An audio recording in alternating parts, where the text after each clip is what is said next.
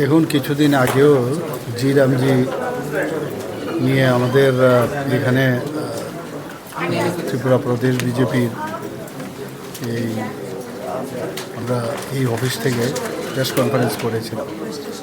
তো এটা তো কী উদ্দেশ্য, কেন জি রামজিকে নিয়ে বিকশিত ভারত জি রামজি, এটাকে নিয়ে মাননীয় প্রধানমন্ত্রী যেভাবে চিন্তা ভাবনা করছেন, যে গ্রামীণ যে এলাকায় সেখানে আগে মনরেগা আমরা সবাই জানতাম, তো তার মধ্যে অনেক কিছু খামতি ছিল, অনেক সমস্যা ছিল।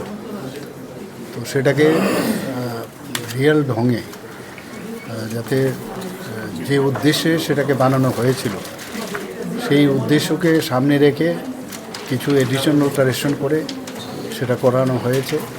এবং সেই বিষয়ে আজকে আমাদের এখানে একটা ওয়ার্কশপ হচ্ছে স্টেট লেভেলে, এবং শেষ পর্যন্ত সেটা ডিস্ট্রিক্টে যাবে, ডিস্ট্রিক্ট লেভেল থেকে নিচে আরও নিচে সব যাবে। সেই যে ওয়ার্কশপটা আজকে যেটা হচ্ছে সেটা একদম আমাদের যে একদম বুথ লেভেল পর্যন্ত সেটা যাবে।